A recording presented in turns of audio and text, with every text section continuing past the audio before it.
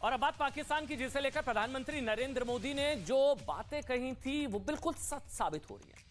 प्रधानमंत्री नरेंद्र मोदी ने कौन सी ऐसी बात कही थी, या कहें कि जिसे आज इस्लामाबाद से लाहौर तक और कराची से लेकर बलूचिस्तान तक पूरा पाकिस्तान देख रहा है और सुन रहा है।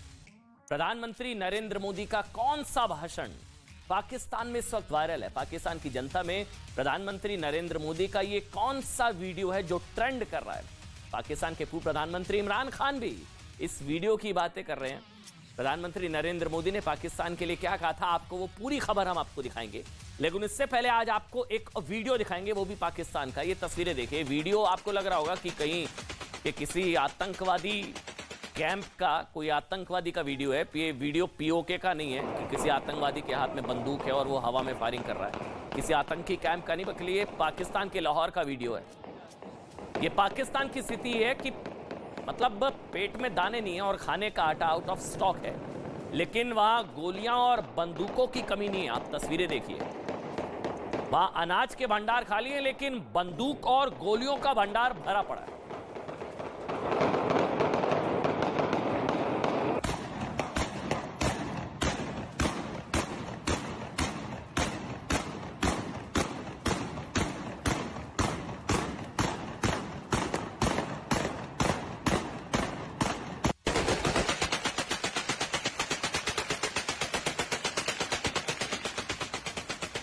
आपको देखने में आतंकवादी लग रहे होंगे, इनका असली परिचय लॉयर्स हैं। ये पाकिस्तान के लॉयर्स हैं, ये लॉ से ऊपर हैं लॉयर्स। ये वीडियो पाकिस्तान के लाहौर का है।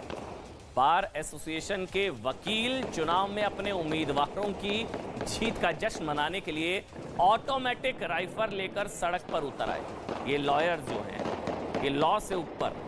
लाहौर बार, पूरी खबर समझिए, लाहौर बार काउंसिल का वार्षिक चुनाव था, लेकिन चुनाव में दो पक्षों में झड़प हो गई।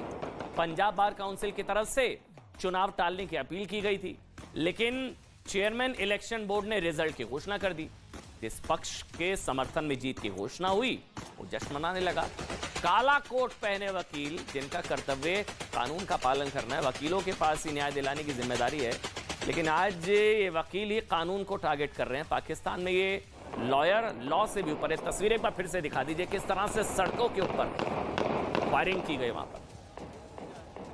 ये लॉयर्स हैं, बार बार रिपीट कर रहे हैं, ये लॉयर्स हैं। पाकिस्तान की तस्वीर है, मतलब खाने को दाने नहीं है, लेकिन गोलियों की कमी नहीं।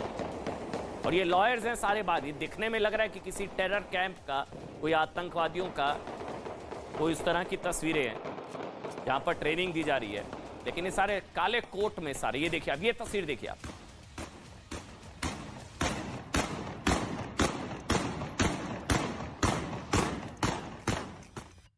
और साथ ही पाकिस्तान में सोशल मीडिया पर प्रधानमंत्री नरेंद्र मोदी का एक वीडियो बहुत वायरल हो रहा है। आज पाकिस्तान की मीडिया में आने वाली हर हेडलाइंस में प्रधानमंत्री नरेंद्र मोदी की बातें हो रही हैं। जनता से लेकर राजनीतिक दल भी प्रधानमंत्री नरेंद्र मोदी की चर्चा कर रहे हैं। पीएम मोदी का ये वीडियो साल 2019 का है। उस वक्त प्रधानमंत्री नरेंद्र मोदी ने जनता से 5 वर्ष का समय मांगा था, लेकिन 4 वर्ष पूरा होने से पहले ही प्रधानमंत्री नरेंद्र मोदी ने अपना वादा पूरा कर दिया। पाकिस्तान से बिना युद्ध लड़े ही पीएम मोदी ने पाकिस्तान को घुटनों पर ला दिया। 4 साल पहले प्रधानमंत्री नरेंद्र मोदी ने क्या कहा था, जिसकी चर्चा आज पूरे पाकिस्तान में हो रही है? सुनिए आप। हमने पाकिस्तान की सारी हेकड़ी निकाल दी, उसे कटोरा लेकर दुनिया भर में घूमने के लिए मैंने मजबूर कर दिया है दोस्तों। ठीक किया कि नहीं किया? ठीक किया कि नहीं किया? मतलब प्रधानमंत्री नरेंद्र मोदी ने वर्ष 2019 में यह कहा था कि वो पाकिस्तान को कटोरा लेकर भीख मांगने के लिए मजबूर कर देंगे, और देखिए आज वही हो रहा है। पाकिस्तान आज अपने कर्मों की सजा भुगत रहा है, लेकिन पाकिस्तान रिवर्स गियर में चल रहा है। पाकिस्तान की बर्बादी में अपना योगदान देने वाले इमरान खान की पार्टी ने भी इस वीडियो को, प्रधानमंत्री नरेंद्र मोदी इस वीडियो को ट्वीट किया। पाकिस्तान की जनता भी कह रही है कि भारत प्रधानमंत्री नरेंद्र मोदी के नेतृत्व में ग्लोबल लीडर बन चुका है। पाकिस्तान की मीडिया में प्रधानमंत्री नरेंद्र मोदी का शोर है। पाकिस्तान के प्रमुख अखबार एक्सप्रेस ट्रिब्यून ने अपने एक ओपिनियन पोल में, मतलब ओपिनियन में लिखा है, ओपिनियन लेख में लिखा है कि प्रधानमंत्री नरेंद्र मोदी ने भारत को एक ऐसे मुकाम पर लाकर खड़ा कर दिया है जहां से भारत का प्रभाव लगातार बढ़ता जा रहा है। प्रधानमंत्री नरेंद्र मोदी के नेतृत्व में भारत की जीडीपी बढ़कर $3 ट्रिलियन की हो चुकी है। जी हां, और भारत अपनी विदेश नीति से तेजी से उभर रहा है। यह पाकिस्तान में लिखा जा रहा है। अमेरिका रूस के साथ अपने बेहतर संबंधों का लाभ ले रहा है, लेकिन पाकिस्तान के लोग बस कोसने में लगे हैं। नरेंद्र मोदी को भले ही पाकिस्तान में नफरत की नजर से देखा जाता हो, लेकिन उन्होंने भारत को एक ब्रांड बना दिया है जो उनसे पहले ना उनके अभी तक कोई कर नहीं सका है। ये पाकिस्तान के अखबार में लिखा जा रहा है। देखिए, भारत के मॉडल को दुनिया अपना रही है, यह हर कोई जानता है। वहीं पड़ोसी पाकिस्तान भीख मांगने के मॉडल पर चल रहा है, हम सब जानते हैं। पाकिस्तान में नेता भीख मांगने के मिशन पर है और प्रधानमंत्री से लेकर विदेश मंत्री तक नेताओं की पूरी टोली हाथ में कटोरा पकड़े विदेशों से भीख मांग रही है। वैसे दुनिया के कई देशों ने तरस खाकर पाकिस्तान के कटोरे में भीख भी दे दी है। अब आपको दिखाते हैं कि पाकिस्तान के कटोरे में कहां से कितनी भीख आई है। उसके बाद हम आपको बताएंगे कि क्यों पाकिस्तान में हर जगह मोदी की डिमांड हो रही है। वो वीडियो और पूरा एनालिसिस। सऊदी अरब ने पाकिस्तान की मदद के लिए पाकिस्तान के कटोरे में डाले $1 अरब। यूएई ने पाकिस्तान पर तरस खाकर $3 अरब देने का वादा किया है। चीन ने पाकिस्तान की मदद के लिए $10 करोड़ की अतिरिक्त मदद देने का वादा किया है। अमेरिका ने पाकिस्तान की मदद के लिए $10 करोड़ की राशि देने की बात की है और ब्रिटेन भी पाकिस्तान को अतिरिक्त 90 लाख पाउंड की मदद कर रहा है। इसके अलावा इस्लामिक बैंक ने $4 अरब और वर्ल्ड बैंक ने पाकिस्तान को $2 अरब के कर्ज देने की घोषणा की है। बच्चे भूखे हैं रोटी से। बच्चे भूखे हैं रोटी से। तो आगे आटा नहीं मिला। नहीं, मैं कहता हूँ मोदी 5 साल हमारे यहाँ पे लगा लेता तो शायद हमारा भी मुल्क सवार लेता। हमने 2 काम किए, एक बच्चे पैदा किए हैं और एक सोसाइटी बनाई है। हिंदुस्तान के जो मुसलमान हैं वो सोच रहे हैं कि अच्छा हुआ हम पाकिस्तान नहीं गए। पाकिस्तान में अब प्रधानमंत्री नरेंद्र मोदी ही आखिरी उम्मीद बचे हैं। पाकिस्तान रो रहा है और अपने नेताओं को कोस रहा है। पाकिस्तान की जनता आज रो रही है। भूख, महंगाई ने उनके पेट पर लात मारी है, लेकिन उससे ज्यादा उन्हें दुख है कि पाकिस्तान को आखिर बनाया ही क्यों? उनका जन्म पाकिस्तान में क्यों हुआ? कहाँ आजाद है? इतने के तंग है, खुदा की कसम हम लोग कहते हैं मौत आ जाए वो बेहतर है। दुनिया के सामने पाकिस्तान के प्रधानमंत्री कटोरा लेकर भीख मांग रहे और पाकिस्तान की जनता एक वक्त की रोटी के लिए आपस में जानवरों की तरह लड़ रही है। पहले मैंने फैसला किया था कि मजीद उनसे मैं कर्जा नहीं मांगूंगा, लेकिन मैं शूमी किस्मत देखिए कि इस वक्त पाकिस्तान जिन मसाइब से, मुश्किलात से गुजर रहा है, मैंने फिर आखिरी वक्त फैसला किया और हिम्मत बांधी कि मैं उनसे मजीद कर्जा मांगूं। कि मुझे आई फील वेरी एम्बैरेस्ड कि मैं आपसे हर दफा आता हूँ, कोई और आता है तो आप कहते तो नहीं, लेकिन दिल के अंदर तो आप समझते होंगे ये पैसे मांगने आ गए हैं। तो मैंने कहा कि ये पाकिस्तान, एक मिसाल इसकी ये है कि एक हाथ में हमारे एक न्यूक्लियर ताकत है। 8 बजे के खड़े हैं लेकिन आटा नहीं मिल रहा। इतने तंग हैं बच्चे रोटी से महरूम। बच्चे भूखे हैं रोटी से। बच्चे भूखे हैं रोटी से। वो कह रहे हैं पापा 2 रोटी ला दे। मैं क्या पुत्र मेरे पास 20 रुपए है। ये तस्वीरें पाकिस्तान की बर्बादी का सच बता रही है। जिस देश की जनता को खाने की रोटी भी नसीब ना हो, जहां बिजली सिर्फ खास लोगों के लिए आती हो, जहां की सरकार अपनी आवाम के लिए खाने का राशन, गैस तक मुहैया ना करा पाए, उस देश का खात्मा तय है। अब पाकिस्तानी भी कह रहे हैं कि उनके हुक्मरानों ने उन्हें भिखारी बना दिया है। मोदी अब हमें बदनाम करा जी, मैंने इनको कटोरा लेके जगह जगह पे भिखारी बना दिया है। यही ऐसा हो नहीं रहा। हो रहा है, बिल्कुल है। और आज हमारे वजीर आजम साहब इश्तिहार छुपा रहे हैं जी, हमें $9 अरब की इमदाद मिल गई है और हम खुश हो रहे हैं। और लोग फिर भी कहते हैं जी शेर आया, शेर है। कहाँ भी शेर आया है?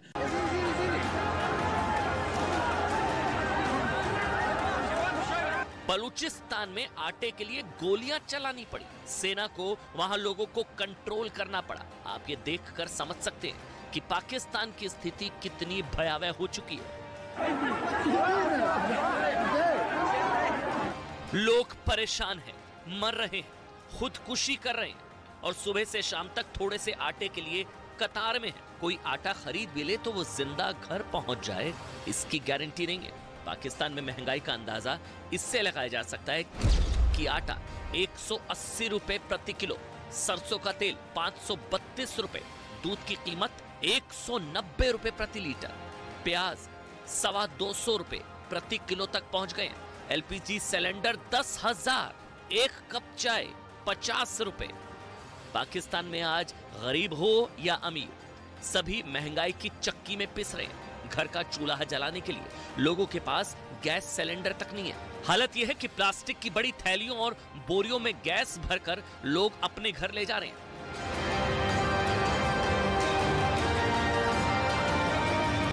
पाकिस्तान सिर्फ कंगाली के आंसू नहीं रो रहा, वहां अब फैक्ट्रियां भी बंद हो गई हैं, रोजगार नहीं है। दवा बनाने की 18 कंपनियां एक हफ्ते से बंद। कई फैक्ट्री में काम नहीं तो कर्मचारियों को 4 दिन की छुट्टियां दे दी गई। टेक्सटाइल सेक्टर के बंद होने से 70 लाख लोग बेरोजगार हो चुके हैं। इस मुल्क के हर शाख में उल्लू बैठा हुआ है और वो उसका बेड़ा गर्क कर रहा है। हम खुद ही अपनी कब्र खोते जा रहे हैं। पाकिस्तान में एक नैरेटिव ये भी चलाया जा रहा है कि उसकी इस हालत के लिए भी भारत जिम्मेदार है। अपनी नाकामी छिपाने के लिए पाकिस्तान के नेता ये आरोप भी लगा रहे हैं। आप कोई ऐसा मुल्क बता दें जहां से आपने उधार ना मांगा। आपकी क्या? इंडिया से सर, इंडिया से नहीं मांगा अभी तक। इंडिया से देना जो उन्होंने नहीं था, गालियां जो आगे से पड़ती हैं। सर ट्राई तो करना चाहिए था, क्या पता मोदी जी दे ही देते।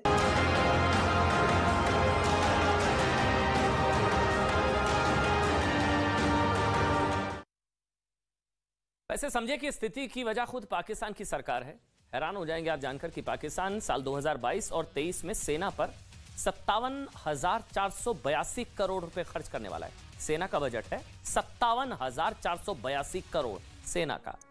लेकिन देश में कृषि पर जानते हैं कितना खर्च कर रहा है? 600 करोड़। यानी कि हथियारों का बजट कृषि से 91 गुना ज्यादा है। अब समझिए ना, जिस देश में हथियार प्राथमिकता होंगी, जहां अनाज की जगह गोलियों की खेती होंगी, उस देश का ये हाल नहीं होगा तो फिर क्या होगा? आगे बढ़ते हैं और अब हम आपको प्रधानमंत्री नरेंद्र मोदी का ट्रिपल आर दिखाते हैं। RRR। जी हां, मोदी के RRR में पहला आर है रण। ये रण है 2023 में होने वाले 9 राज्यों के विधानसभा चुनाव और 2024 के सबसे बड़े चुनावी रण यानी कि लोकसभा चुनाव। दूसरा आर है रणनीति, जिसकी जरूरत 9 राज्यों और करीब 500 दिन बाद होने वाले लोकसभा चुनाव में पड़ेगी। और तीसरा आर है रोड शो। और बीजेपी ने आज इन 3 आर यानी कि रणनीति और रोड शो प्रधानमंत्री नरेंद्र मोदी के नेतृत्व में उस पर काम शुरू कर दिया है। आज से दिल्ली में बीजेपी की राष्ट्रीय कार्यकारिणी की बैठक शुरू हो रही है। 2 दिन की राष्ट्रीय कार्यकारिणी की शुरुआत से पहले दिल्ली में प्रधानमंत्री नरेंद्र मोदी का रोड शो हुआ। ढोल नगाड़ों के साथ भव्य रोड शो हुआ। दिल्ली के पटेल चौक एनडीएमसी के कन्वेंशन सेंटर तक पीएम ने करीब 1 किलोमीटर, तस्वीर आपके सामने, प्रधानमंत्री नरेंद्र मोदी का जो रोड शो हुआ, दिल्ली में बीजेपी की राष्ट्रीय कार्यकारिणी का उद्घाटन किया। और आज से शुरू हुई बीजेपी की राष्ट्रीय कार्यकारिणी में प्रधानमंत्री नरेंद्र मोदी, राष्ट्रीय अध्यक्ष जेपी नड्डा और इसके अलावा गृह मंत्री अमित शाह के अलावा 35 केंद्रीय मंत्री, 12 राज्यों के मुख्यमंत्री, सभी राष्ट्रीय नेता और सभी प्रदेशों के बीजेपी अध्यक्ष, बड़े स्तर पर यह बैठक है। 2 दिन चलेगी, सभी तमाम नेता शामिल हो रहे हैं। राष्ट्रीय कार्यकारिणी का रोडमैप क्या है, यह समझने के लिए आपको आज बीजेपी के 2 नेताओं के बयानों को बहुत ध्यान से सुनना चाहिए।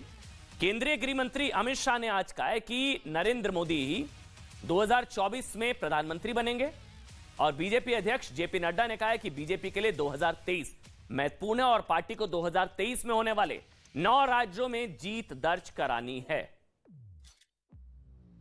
यानी कि आप ये कह सकते हैं कि बीजेपी ने 2023 की लड़ाई और 2024 की तैयारी शुरू कर दी है। राष्ट्रीय कार्यकारिणी में बीजेपी 2023 और 2024 के लिए विनिंग स्ट्रेटेजी बनाने के लिए इलेक्शन वॉर रूम तैयार कर चुकी है। हम आपको आगे बताएंगे कि 2023 में होने जा रहे 9 राज्यों में चुनाव, 2024 के लोकसभा चुनावों के 20% हिस्से पर चुनाव कैसे हैं। लेकिन पहले आपको समझना चाहिए कि 23 की लड़ाई, 24 की चढ़ाई के लिए मोदी का माइक्रो प्लान क्या है। केदारनाथ हो तो बद्रीनाथ हो तो अभी जिस तरह से वो गए और उज्जैन में महाकाल का कॉरिडोर की उद्घाटन किया और प्रभु राम का मंदिर बन रहा है। तो आज भारत के हेरिटेज को आगे बढ़ाने के लिए हर काम हो रहा है, जिस पर देश को गर्व हो। इस साल हमें 9 प्रदेशों में चुनाव को लड़ना है और अगले साल 24 में लोकसभा का चुनाव है। तो उन्होंने सारे राष्ट्रीय कार्यकारिणी के सदस्यों का आह्वान किया कि कमर कसकर लग जाएं, हमें एक भी चुनाव नहीं हारना है। जो 9 विधानसभा के चुनाव होने वाले हैं उसमें एक में भी अपनी हार नहीं होनी चाहिए। आज विकसित भारत और स्लेवरी के जो पूरे दुर्भाग्यपूर्ण अतीत को समाप्त कर रहा है, उसका सबसे बड़ा प्रतिमान है राजपथ की जगह कर्तव्य पथ। राजपथ 75 इयर्स चला। अब इसको ऐसे समझिए कि 2024 के लोकसभा चुनाव के लिए करीब बस 16 महीने यानी कि करीब 500 दिन का वक्त बचा है। 2023 में होने वाले 9 राज्यों के चुनावों की डेट शीट धीरे धीरे आने वाली है और 2023 से लेकर 2024 तक बीजेपी ब्रांड मोदी के भरोसे है। बीजेपी की राष्ट्रीय कार्यकारिणी का आगाज प्रधानमंत्री नरेंद्र मोदी के रोड शो से हुआ। इससे पहले 1 दिसंबर को प्रधानमंत्री नरेंद्र मोदी का अहमदाबाद में रोड शो हुआ। 46 दिन 4 रोड शो 46 दिन में, जिसने गुजरात में बीजेपी की भव्य जीत का रोड मैप डिसाइड कर दिया था। फिर गुजरात की भव्य जीत के बाद क्या हुआ, 11 दिसंबर को फिर प्रधानमंत्री नरेंद्र मोदी ने रोड शो किया था। इसके बाद कर्नाटक के हुबली में प्रधानमंत्री का रोड शो हुआ और अब 46 दिनों में प्रधानमंत्री नरेंद्र मोदी का दिल्ली में आज चौथा रोड शो हुआ है। 46 दिन 2024 की करो तैयारी, मतलब 24 के पूरे एक्शन मोड में इस वक्त बीजेपी नजर आ रही है। 1 दिसंबर, 11 दिसंबर, 12 जनवरी और आज 4 रोड शो 46 दिन के अंदर अंदर प्रधानमंत्री नरेंद्र मोदी के। प्रधानमंत्री नरेंद्र मोदी के रोड शो को बीजेपी जीत की गारंटी भी मानती है और इसलिए 2023 की शुरुआत होते ही आज दिल्ली में प्रधानमंत्री नरेंद्र मोदी का रोड शो हुआ। दिल्ली से संदेश दिया गया कि 2023 और 2024 के लिए बीजेपी का चुनावी अभियान शुरू हो चुका है। 2024 के लोकसभा चुनाव से पहले 2023 में देश के करीब 9 राज्यों में इसी साल 9 राज्यों में चुनाव होने वाले हैं। इसे आप 2024 के चुनावों का लिटमस टेस्ट भी, मिनी लोकसभा कह लीजिए, लिटमस टेस्ट कह लीजिए। 2023 में 9 राज्यों की मतलब 1023 विधानसभा सीटों पर चुनाव होने जा रहे हैं। 1023 और इन 9 राज्यों की लोकसभा सीटें हैं 116। ये कुल 9 राज्य हैं जिनमें 2023 में, और इन 9 राज्यों में कुल मिलाकर 1023 सीटें हैं। 2024 में 9 राज्यों में चुनाव होने जा रहे हैं। इन राज्यों के नाम एक बार मैं जल्दी से आपको बता देता हूं। मध्य प्रदेश में चुनाव होने जा रहे हैं इसी साल। मध्य प्रदेश में, राजस्थान में, छत्तीसगढ़, कर्नाटक, तेलंगाना, त्रिपुरा, मेघालय, नागालैंड और मिजोरम। मतलब आप समझिए कि यानी राजधानी दिल्ली से बीजेपी ने 2023 का शंखनाद कर दिया है और बीजेपी की ओर से आज से राष्ट्रीय कार्यकारिणी भी शुरू हो चुकी है। उसमें बूथ लेवल पर संगठन विस्तार की तैयारी होगी। केंद्र सरकार की योजनाएं जनता तक पहुंचाने का रोड मैप बनेगा और करीब 500 दिन बाद होने वाले लोकसभा चुनावों में जीत की रणनीति तैयार होगी। 2023 में वो 9 राज्य कौन से हैं जिनकी 2024 के नतीजे तय करने में बड़ी भूमिका हो सकती है, ये बताने से पहले हम आपको राजनीति की एक बेहद दिलचस्प तस्वीर आज दिखाना चाहते हैं। आज बीजेपी की राष्ट्रीय कार्यकारिणी की शुरुआत हुई। प्रधानमंत्री नरेंद्र मोदी राष्ट्रीय कार्यकारिणी की विनिंग स्ट्रेटेजी बनाएंगे। सभी की नजरें प्रधानमंत्री नरेंद्र मोदी पर है। ये तस्वीर भी आज की आई है जहां पर प्रधानमंत्री नरेंद्र मोदी, योगी आदित्यनाथ, राजनाथ सिंह, नितिन गडकरी, तमाम बीजेपी के बड़े नेता राष्ट्रीय कार्यकारिणी की बैठक में, जेपी नड्डा, प्रधानमंत्री नरेंद्र मोदी। लेकिन और यही वो तस्वीर जिसका हम लगातार जिक्र कर रहे थे, आज इसी तस्वीर को लेकर दिन भर चर्चा रही और इसी से पहले प्रधानमंत्री नरेंद्र मोदी ने रोड शो किया और इसी के साथ 2024 के लिए शंखनाद कर दिया गया है। अब आगे बढ़ते हैं और अब भारतीय सेना की युवा छवि को मजबूत बनाने और सेना में युवा जोश के साथ अनुभव का बैलेंस बढ़ाने वाली खबर। अग्निवीर, जी हां, भारतीय सेना के जो अग्निवीर करीब 1 साल तक दुष्प्रचार के शिकार हुए, उनके खिलाफ क्या कुछ नहीं कहा गया।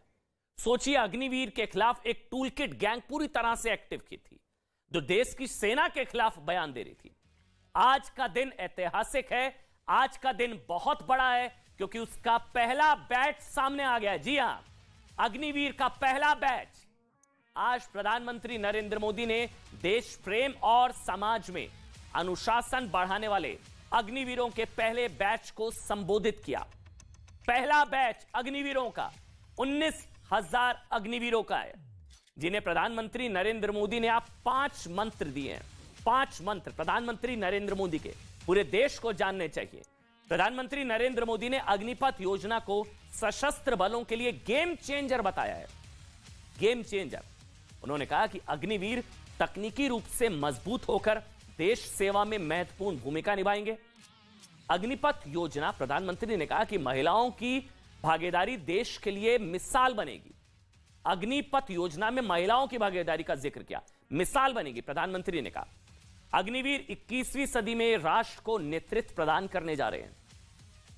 और प्रधानमंत्री ने अग्निवीरों को अलग भाषाओं और संस्कृति को करीब से जानने और समझने की भी सलाह दी है। आज का दिन ऐतिहासिक है, यह खबर आप तक पहुंचाना आज बहुत जरूरी था। अग्निवीरों को दिए गए मंत्र में प्रधानमंत्री नरेंद्र मोदी ने महिला शक्ति की बात की, महिला अग्निवीरों की बात की। प्रधानमंत्री नरेंद्र मोदी तीनों सेनाओं में महिलाओं की भागीदारी को बढ़ते हुए देखना चाहते हैं। छत्तीसगढ़ की हिशा बघेल इसका सबसे बड़ा उदाहरण है। यह तस्वीर देखिए, हिशा बघेल छत्तीसगढ़ की पहली महिला अग्निवीर बन गई हैं। हिशा का चयन भारतीय नौसेना के लिए हुआ है। फिलहाल हिशा ओडिशा के शिल्का में ट्रेनिंग ले रही हैं। हिशा के पिता एक ऑटो ड्राइवर हैं। जो लोग सोचिए अग्निवीर पर सवाल उठा रहे थे ना, जो प्रोपेगेंडा चला रहे थे, जो एजेंडा चला रहे थे अग्निवीर का, ये तस्वीर आज उनके मुंह पर करारा तमाचा है। ये सोचिए, ये थप्पड़ है उन तमाम लोगों के मुंह पर जो अग्निवीर के जरिए देश के युवाओं पर सवाल उठा रहे थे कि वो क्या करेंगे, पता नहीं क्या क्या बयान दिए गए थे शर्मसार करने वाले। हिशा परिवार के साथ छत्तीसगढ़ के दुर्ग में मौजूद एक छोटे से गांव बोरीगारका में रहती हैं। बेटी सेना में भर्ती होना चाहती थी, लेकिन पढ़ाई के लिए पैसे नहीं थे। हिशा के पिता ने कमाई का एकमात्र जरिया अपना ऑटो रिक्शा भी बेच दिया। लेकिन आज हिशा के चयन से पूरा परिवार खुश है। अग्निपथ योजना पर सवाल उठाने वालों के लिए हिशा का अग्निवीर बनना पूरे देश के लिए महिला सशक्तिकरण के लिहाज से एक बहुत बड़ी तस्वीर। गर्व महसूस हो रहा है कि हमारी बेटी इंडियन नेवी में सेलेक्ट हुई है। और क्या बोलते, तैयारी तो उनका वो बहुत मेहनती थी सर। वो तो तैयारी वो खुद कर लेती थी, हम लोग मना करते थे फिर भी वो ना नहीं रुकती थी। मत जाओ, आज मौसम ख़राब है, तो रनिंग के लिए चली जाती थी। 4 बजे उठती थी, एकदम टाइमिंग बना के रखी थी। 4 बजे उठना, रनिंग में जाना, फिर आना, फिर ट्यूशन जाना, ट्यूशन के बाद फिर कॉलेज जाना, कॉलेज से आने के बाद फिर फ्रेश वगैरह होकर फिर बच्चों को ट्यूशन पढ़ाना। तो बहुत वो अपनी समय में बहुत ज़्यादा ध्यान देती थी। वो ज़मीन बेचे, गाड़ी बेचे, इलाज के लिए बेचे थे, उसी में से बच्चों को भी पढ़ा रहे थे। और वैसे भी गवर्नमेंट कॉलेज में था, सब मेरे तीनों बच्चे गवर्नमेंट कॉलेज में पढ़ाई कर रहे थे। तो कॉलेज में तो खैर फीस तो नहीं लगता है, लेकिन पुस्तक वगैरह जो भी जैसा भी। और 2 बच्चे बाहर में थे, उनका किराए का और खाना पानी के लिए तो भेजना ही पड़ता था। तो बहुत तकलीफ़ें उठानी पड़ी मेरे को, मतलब तो करती थी सर थोड़ा बहुत। अब ज़मीन भी बेचे थे, गाड़ी भी बेचे थे, तो उसी में से इलाज और उसी में से करके सब कर रहे थे। देखिए, सेना के ऐसे ही शूरवीरों से आज आपका परिचय कराना जरूरी था, इस उम्मीद के साथ कि अब हम उम्मीद करते हैं कि कम से कम अब अग्निवीरों पर हो रही सियासत शायद अब थम जाए, शायद अब अक्ल आ जाए। लेकिन दूसरी तस्वीर देखिए, यह हैदराबाद के आर्मी आर्टिलरी सेंटर की तस्वीर है, जहां 2264 अग्निवीर ट्रेनिंग ले रहे हैं। तस्वीरें देखिए आप, मतलब 6 महीने पहले जिस योजना का जो लोग विरोध कर रहे थे ना, 6 महीने में तस्वीर पूरी तरह से बदल गई है। केंद्र सरकार की अग्निपथ योजना का जबरदस्त असर देखने को मिल रहा है। हैरान हो जाएंगे, समय देश में करीब 10 रेजिमेंट सेंटर में 19,000 से ज्यादा अग्निवीरों को ट्रेनिंग दी जा रही है, जिसमें Punjab regimental centre Ramgarh, Kumaon regiment centre है और इसके अलावा कई तरह के सेंटर्स हैं जहां अग्निवीरों को लगातार ट्रेनिंग दी जा रही है। 19,000 ट्रेनिंग सेंटर्स इस तरह के बनाए गए। हैदराबाद के आर्मी आर्टिलरी सेंटर की ये तस्वीर, जहां लगातार बताया जा रहा है 2600 के करीब अग्निवीरों को ट्रेनिंग दी जा रही है। आगे बढ़ते हैं, आज की एक और बड़ी खबर। इंडियन प्रीमियर लीग यानी कि आईपीएल के बारे में आप सबने सुना होगा। आप में से बहुत सारे लोग आईपीएल का एक भी मैच शायद मिस नहीं करते होंगे, लेकिन एक चीज इस देश के